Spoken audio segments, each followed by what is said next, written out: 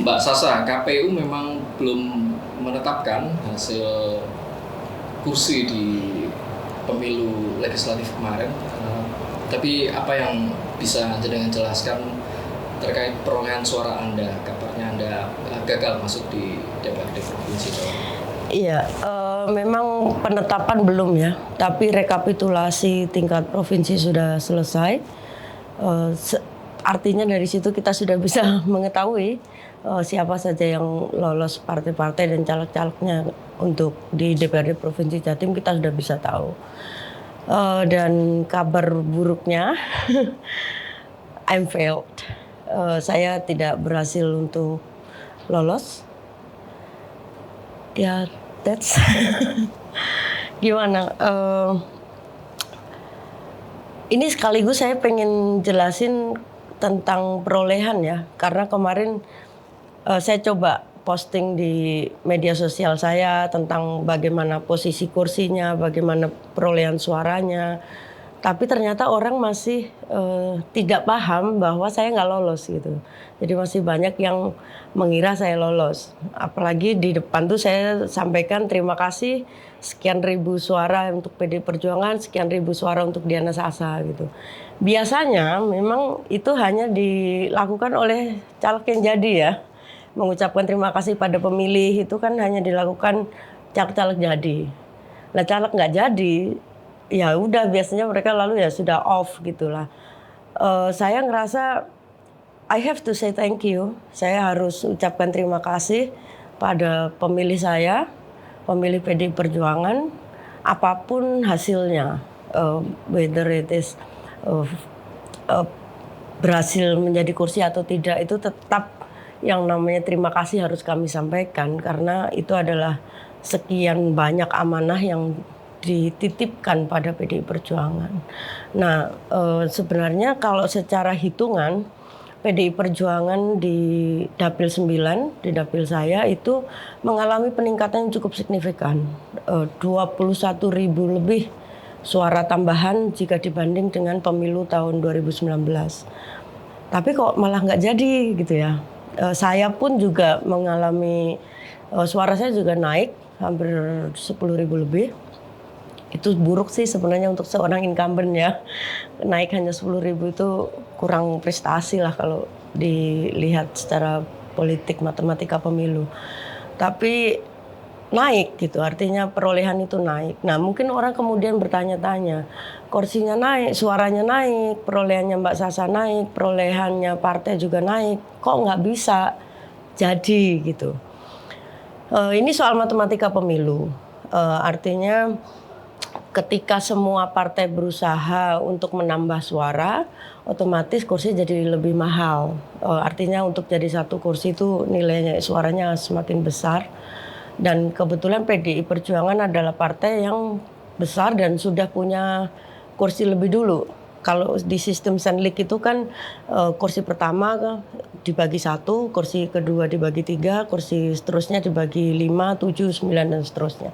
Nah untuk di Dapil 9 itu kursi ketiga, kemarin kan kita dapat 3. Kursi ketiga itu harus dibagi 5. Artinya kalau ada partai lain yang dia sudah punya kursi pertama, kemudian untuk meraih kursi kedua itu dia cukup dibagi 3.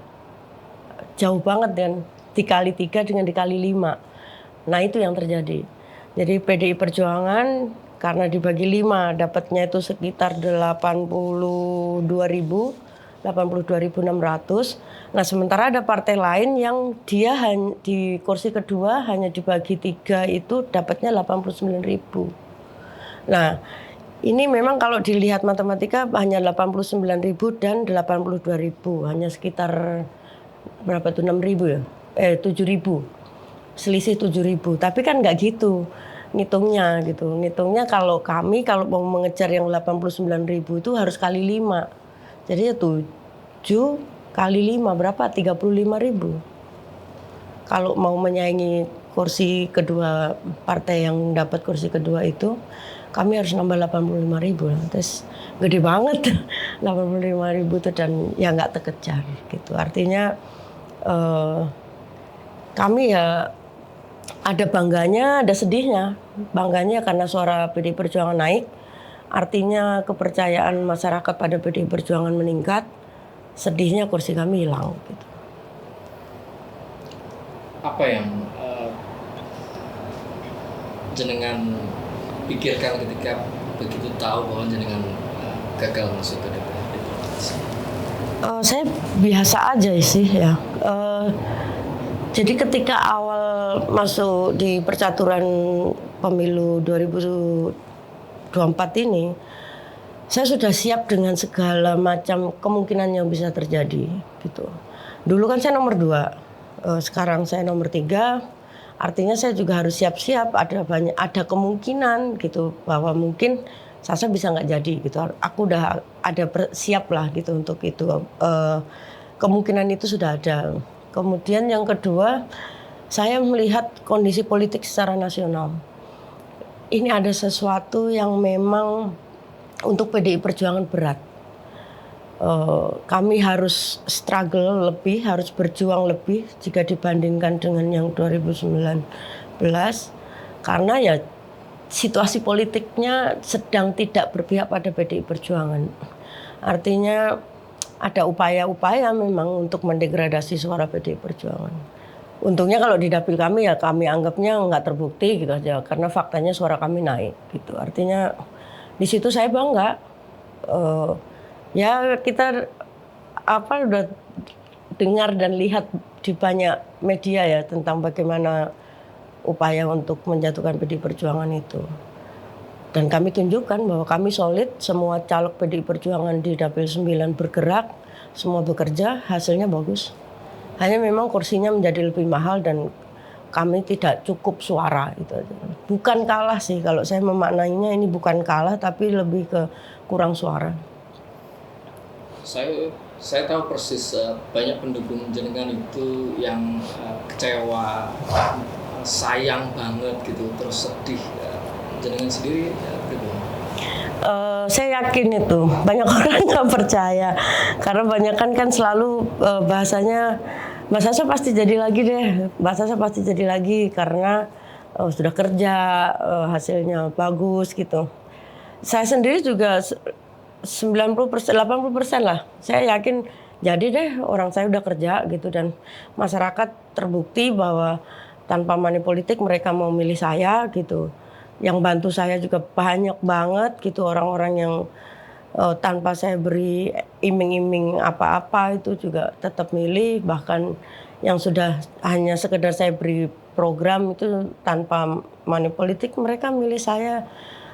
Saya sangat maklum, kecewa, bukan kecewa sih, shock ya. Kaget lah, kok bisa nggak jadi gitu. Ya situasi politiknya begini. Mereka kekecewaan itu hanya bisa menjadi apa ya, ya sudah ya memang faktanya seperti ini gitu, menjadi disayangkan. Ada yang menyesal karena kemarin tahu gitu saya lebih giat lagi, ya inflasi sudah jadi bubur. Yang pasti semua upaya sudah kita lakukan. Upaya di darat, kita kampanye dengan berbagai macam kreativitas. Saya bikin macam-macam kan Mas, saya ada bikin surat cinta, saya sebarkan ke 16.000 pemilih. Saya ada bikin film film pendek, saya bikin iklan radio di medsos ya, meskipun saya nggak bisa terlalu seperti caleg-caleg lain yang di medsosnya sekeren maunya anak sekarang ya gitu, karena tim saya juga terbatas. Tapi udah saya lakukan semua itu, udara dan darat, jalur langit juga sudah. Semua tokoh sudah saya sowani, sudah saya minta restu, hampir ya banyak yang terlewat, saya mohon maaf karena memang kampanye ini waktunya cukup pendek gitu. Saya juga kurang tenaga, kurang waktu, kurang tenaga. Ternyata nggak cukup gitu ya. Meskipun saya udah 4 tahun nyicil bekerja setiap hari, ternyata mendekati hari ya itu tetap aja tokoh-tokoh kunci itu harus disowani. Nah ini Mas yang saya miss gitu. Banyak orang yang ngerasa kok Mbak Sasa nggak segera ngomong, kok Mbak Sasa nggak segera nembung gitu.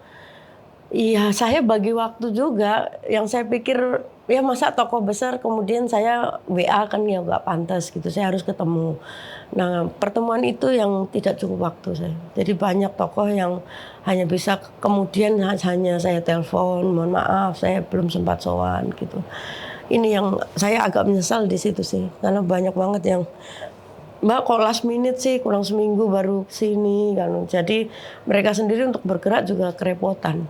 Atau kadang-kadang sudah ada yang masuk gitu lah. Ya itu aja kalau di teman-teman pendukung yang mungkin kecewa ya. Mereka berharap lebih, berharapnya kita semua masih bisa lanjut. Ya tapi faktanya realitas politiknya seperti itu, jadi ya sudah diterima saja. Toh cuman kursi. Ini bukan akhir segalanya. Masih ada banyak jalan kebaikan. Nggak jadi sedih atau apa? Biasa aja kalau saya. Saya nggak ada yang ngedown gitu. Karena juga apa yang mau saya sedihkan? Biaya politik saya wajar. Saya sudah menghitung kan maksimum saya tidak boleh lebih dari 1,5 M. Udah saya hitung, ya memang kurang lebih segitu operasional dan macam-macam. Kalau lebih dari itu saya bingung nanti gimana ngembaliinnya gitu. Jadi ya saya batasin segitu. Saya nggak terlalu yang mungkin utangku banyak banget nggak bisa ngembaliin, kan banyak yang caleg gitu ya. Ketika kalah dia stress down itu lebih karena udah habis banyak harta, habis segala macam terus nggak jadi.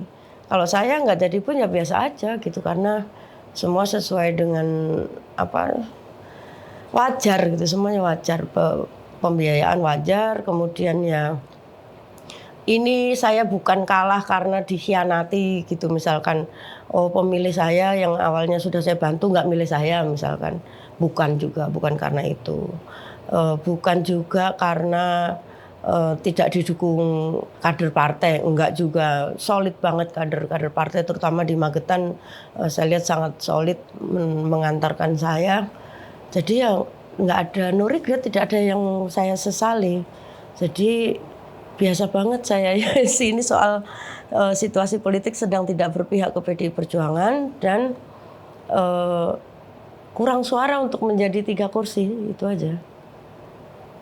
Kalau mau cari sebab, itu rasanya sebabnya. Iya sebabnya itu lebih ke matematika politik.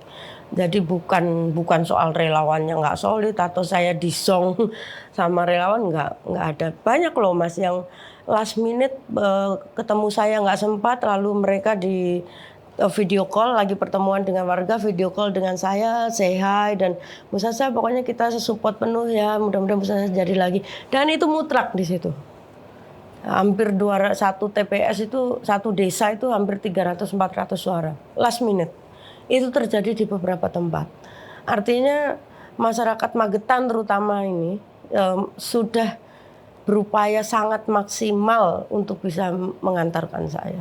Saya terima kasih banget untuk itu dan saya percaya betul teman-teman sudah luar biasa. Saya seminggu sebelum coblosan itu masih ada loh teman-teman saya yang keliling mendatangi kelompok-kelompok, mendatangi komunitas-komunitas untuk mengkampanyekan saya tanpa saya beri apa-apa itu. Ya semangatnya cuma satu, mereka bilang ya kami pengen orang baik, bukan aku ngebaik-baikin diri sendiri ya. Ya orang baik jadilah gitu.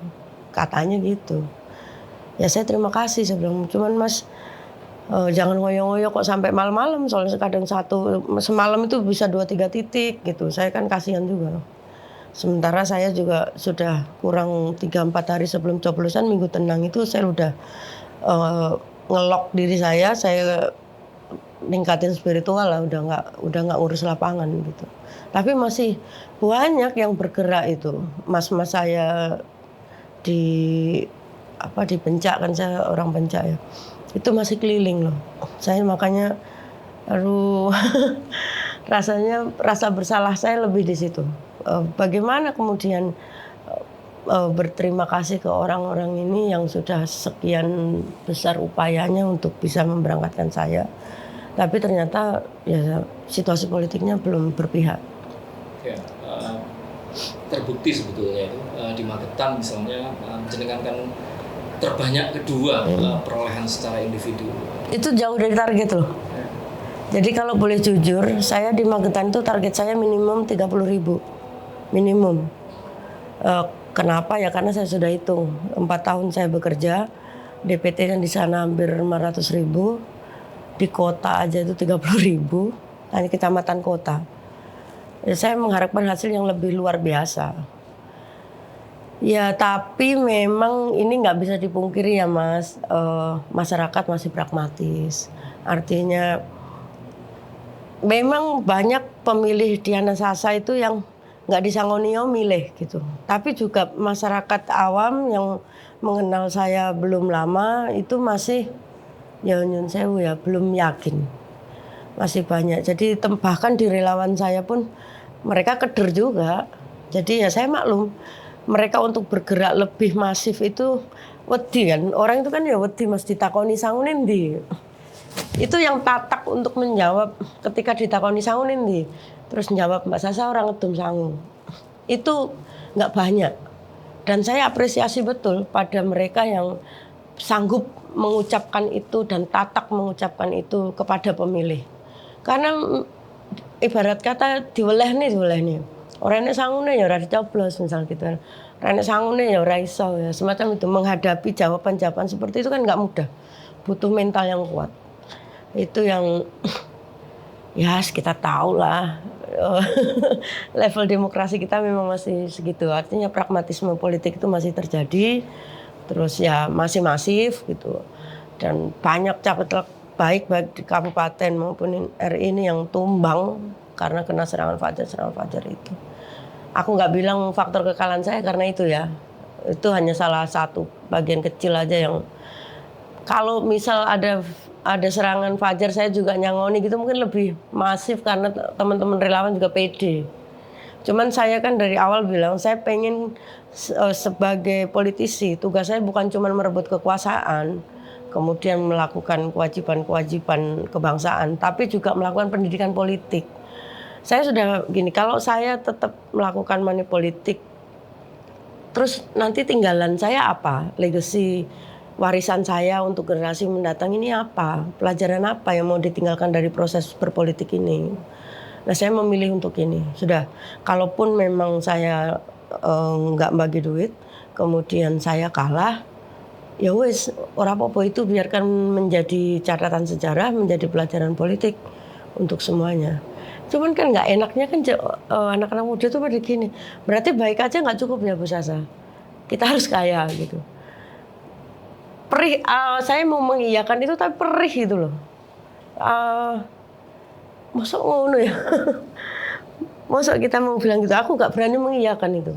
Saya bilang baik tetap harus. Menjadi politisi yang baik tetap harus. Kamu kaya itu bonus. Saya jawab gitu karena gak kewetu aku untuk menyampaikan realitas itu sebagai warisan untuk anak-anak muda itu karena aku percaya anak muda itu kemarin milih aku gak ngesanggu gitu loh. Banyak banget anak gensi itu yang milih saya ya karena mereka tahu saya, profil saya seperti apa, profilnya PDI Perjuangan seperti apa, bagaimana kader-kader PDI Perjuangan bekerja. Mereka melihat track recordnya, saya punya profil di internet yang mereka bisa akses, kerja saya apa, mereka ngerasa informatif. Bahkan baliho-baliho saya juga mereka nilai berbeda dengan baliho caleg yang lain dan karena itu mereka milih saya. Artinya suara generasi muda ini harus dijaga, idealisme ini harus dijaga. Kalau dibiarkan putus asa, mereka kemudian putus asa, oh ternyata kalah kita dengan generasi yang masih mau dengan duit gitu kan, repot ya gitu. Aku ini menjadi PR juga sih buat saya, yang sampai saat ini saya belum bisa rumuskan ya apa ya ngomongin cacah nom-nom. Cuman saya selalu ingat kata-kata Tan Malaka, idealisme itu harta terakhir yang dimiliki pemuda, ya harus dijaga. Meskipun Dengan idealisme itu mungkin kita tidak bisa menjadi mayoritas. Dengan idealisme itu mungkin kita kalah sesaat gitu. Tapi kalahnya kan bukan kalah moral gitu, tapi kalahnya kan kalah kekuasaan aja gitu. Yang penting kan dalam setiap zaman itu selalu ada enlighter ya. Selalu ada kaum-kaum yang membawa pencerahan lah, dan biasanya itu kaum intelektual. Saya ingin ada di kelompok kecil ini sih. Jadi orang-orang yang tetap membawa cahaya terang di saat semua gelap gitu loh. Ibarat kata begitu. Mbak Sasa, apapun ceritanya kan ada puluhan ribu yang sudah menaruh harapan ke jenengan melalui suara yang sudah diberikan. Kalau bicara Magetan, misalnya jenengan salah satu aset perempuan yang ada di Magetan. Terima kasih. Kira-kira akan digimanakan nih mereka yang sudah menaruh harapan ke jenengan, suara yang sudah diberikan ke jenengan, jumlahnya kan puluhan ribu. Iya, hampir 44.000 ya. Kalau Magetan hampir 23.000. Kalau untuk di Magetan dan semua ya sedapil, tapi terutama Magetan karena wilayah ampuan saya Magetan, saya berjanji tidak akan menyia-nyiakan suara yang sudah dipercayakan ke saya. Jadi kalau di PDI Perjuangan ini tidak bekerja sendiri-sendiri, Mas. Jadi teman-teman saya ada Mas Denny, ada Mas Agus Black yang udah jadi. Nanti kami akan titipkan aspirasi kepada mereka karena basis ini juga harus tetap dirawat gitu. Saya akan tetap menjadi jembatan, nggak mungkin juga ditinggal begitu saja karena ini bukan basisnya Diana Sasa, ini adalah basisnya PDI Perjuangan. Maka ya kami akan tetap bergotong royong untuk menjaga aspirasi ini supaya tetap menjadi milik PDI Perjuangan, dan mudah-mudahan tahun depan bisa tambah banyak gitu dengan kerja-kerja yang baik kader-kader di PDI Perjuangan, terutama di legislatif nanti ya di DPR Jatim ada 2 orang kader yang berhasil untuk duduk di kursi DPR Jatim. Mudah-mudahan nanti bisa bawa amanah dengan baik. Satu itu, jadi tetap akan kami rawat ya. Mungkin yang kedua, karena saya punya yayasan sosial, nanti saya juga akan gunakan itu untuk merawat pemilih-pemilih saya. Don't worry, karena saya juga nggak akan berubah. Sasa sebelum jadi dewan dengan Sasa setelah jadi dewan ya sama aja. Saya tetap nanti ya setelah jadi dewan terus ngapainnya balik lagi ngurusin buku, ngurusin perpustakaan, saya ngurusin kegiatan sosial saya, sosial kemanusiaannya masih akan terus jalan, diperkuat dengan di yayasan. Kerja-kerja filantropi, tetap akan advokasi. Jadi ya jangan berhenti, nanti yang biasanya ada apa-apa mengeluhnya ke Mbak Sasa ya sampaikan. Insya Allah dengan sekuat tenaga saya akan tetap berusaha untuk bantu. Mbak Sasa, perbincangan kita direkam, terus kemudian nanti akan juga disebarluaskan. Apa yang jenengan mau sampaikan sebetulnya terkait proses politik yang sudah dilalui kemarin dan hasilnya jenengan sudah sampaikan? Ya, proses demokrasi ini adalah pelajaran penting buat kita semua. Kita, anak cucu kita akan belajar banyak dari proses ini. Apapun hasilnya saat ini akan menjadi pelajaran penting. Yang jelas, yang pasti kita sudah memberi contoh bagaimana berkampanye dengan baik, kampanye tanpa menjatuhkan lawan, kampanye tanpa sara, kampanye dengan membawa visi misi, tidak ada black campaign. Itu sudah kita lakukan, bahkan bagaimana meyakinkan pemilih untuk tidak menggunakan money politik juga sudah kita lakukan. Maka selebihnya biar menjadi catatan sejarah. Dan ya saya pengen banget terima kasih untuk semuanya.